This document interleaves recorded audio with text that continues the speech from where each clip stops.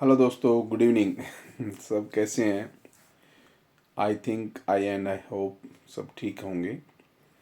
पर एक गहरा, बहुत ही इम्पोर्टेंट विषय, कंसेप्ट लाइफ का मैं आप लोगों से शेयर करना चाहता हूँ।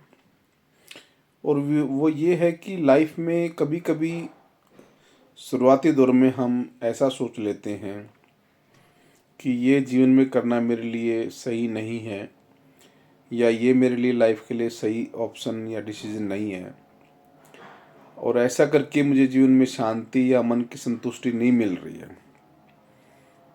मैं आज इन सब तथ्यों को निराधार करता हूँ, और जो समय पे या जो आपके बड़ों ने या आपके जो जीवन में जैसी आपकी लाइफ में जो एक लाइफ लाइन बनी हुई है, उसके अनुसार जीवन जीने में और उसको आगे बढ़ाने में जो जीवन में विकास है, जो शांति है, और जो आपकी लाइफ में एक अनोखा अनुभव है, वो आप दुनिया में बताते फिरोगे। मैं ये अपनी एक खुद की कहानी से बताना चाहता हूँ कि जब मैं 94 में डॉक्टर के लिए एडमिशन के लिए मैं एमबीबीएस में सिलेक्ट हुआ। उससे पहले 91 में जब मेरे बड़े भाई ने मेरे को प्री मेडिकल के लिए डॉक्टर बनने के लिए कहा, मेरे बड़े भाई ने, कि तुझे डॉक्टर बनना है, तो मैं छोटा था, नादान था, जस्ट 15-16 साल का रहा हूँगा उस टाइम पे। तो बड़ा भाई था, तो मैंने उन बातों का एज इट इज़ मान लिया। मुझे पता नहीं था भाई क्वेश्चन करूँ क्या नहीं करूँ, लेकिन मैंने मान लिया।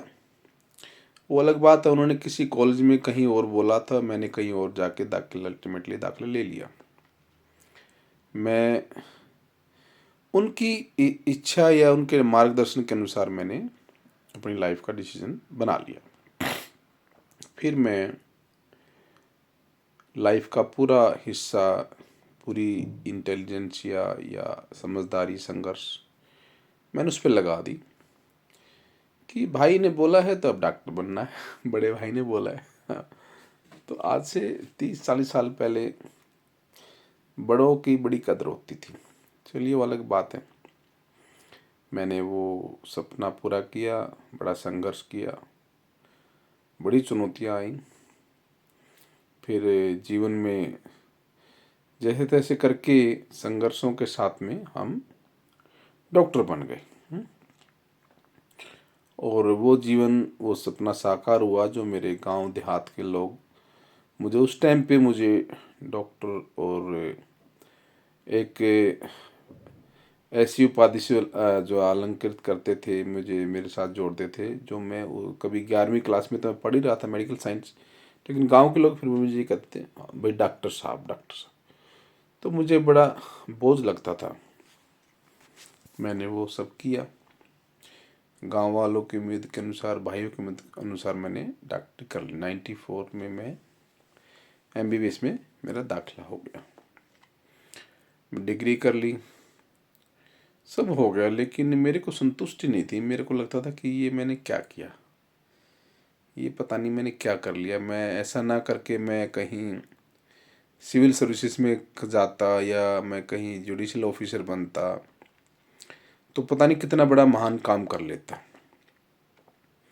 और कितना बड़ा मैं पावरफुल होता, या मैं पता नहीं क्या कर जाता दुनिया में। और मैंने डॉक्टरी करके मैंने कोई अच्छा डिसीजन नहीं लिया। ये मेरी लाइफ में रिग्रेट रहा। और मैंने 2001 के बाद में लगातार प्रयास भी किए। ऐसा नहीं मैंने प्रयास नहीं किए, मैंने प्रयास किए। सिविल सर्विस की तैयारी की, बड़े ही मैंने पूरी प्रयास किया 2007-8 में। और कई बार मैंने सिविल सर्विसेज के लिए पेपर लिखे, मेंस क्वालिफाइज भी किया। अल्टीमेटली नहीं बन पाया, कोई बात नहीं। अब वो तो जीवन और सत्य कुछ और बताना चाहता है। सवाल ये है ना, आपकी लाइफ लाइन कुछ और बताना चाहती है। फिर हम अल्टीमेटली इस लाइफ को जीते जीते, जब हम वहाँ भी सक्सेस नहीं हुए, हम संघर्ष करते करते अनुभव बहुत हो गया था। हमने संविधान को गहराई से जान लिया, बहुत गहरा अनुभव लेके हम संविधान के साथ में आगे बढ़ रहे हैं। फिर हमने अपने आप को समझाया और जीवन में चलते रहे, परिवार में, समाज में अपने आप को, बच्चों के साथ जो जिम्मेदारी थी निभाते रहे। और फिर दौर आया कि जब हम पारिवारिक तौर से, मानसिक, हम जो है ना इमोशनल तौर से हम टूट गए किसी कारण से, पारिवारिक परिस्थितियों से। तो टूट गए कोई बात नहीं, लेकिन फिर भी हमने संभाला। और उस समय मेरे को भगवान बुद्ध की टीचिंग्स और विपश्यना मेरे जीवन में बड़ा रोल अदा किया। बुद्ध का मेरे पास बहुत बड़ा ज्ञान, मेरे पास बहुत बड़ी, इतना गहना रियल जो रिसर्च था, अध्ययन था मेरे पास। कोई मान्यवर लेके आए, मैंने अध्ययन किया उस बुरे समय में, लाइफ में उसको अंगीकृत किया, विपश्यना ध्यान किया और लाइफ को एक नॉर्मल लाइफ में, बैलेंस लाइफ में लेके आया। और मैं शुरू से ही 2002 या 2002 से सर्विस में जब मैं आया था, तो मैंने शुरू से ही मैं लाइफ में सर्विस के प्रति नकारा रहा था। मेरा इंटरेस्ट नहीं था, मुझे सर्विस नहीं करनी। तो कारण कुछ और थे, चलो कई तरह कारण थे, कभी समय आने पर बताएंगे।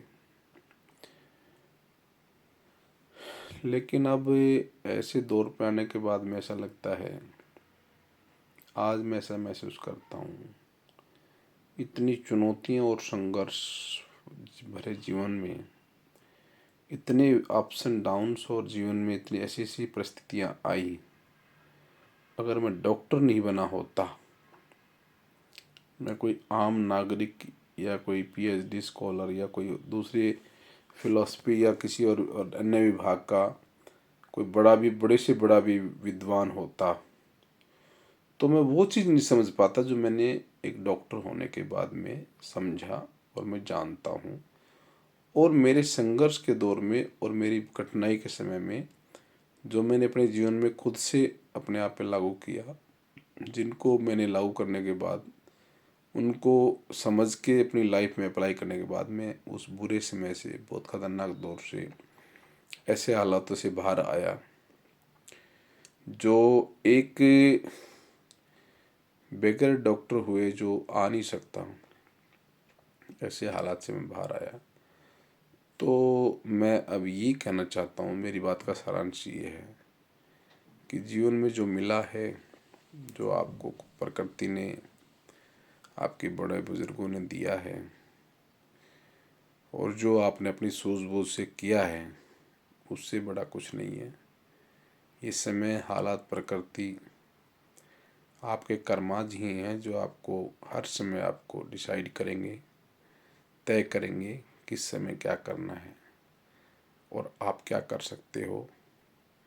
और जब सही समय और बढ़िया आपके लिए उपयुक्त समय आएगा, तो दुनिया में सारी शक्तियाँ, सारी आपके चीज़ें आपके पक्ष में खड़ी हो जाएंगी।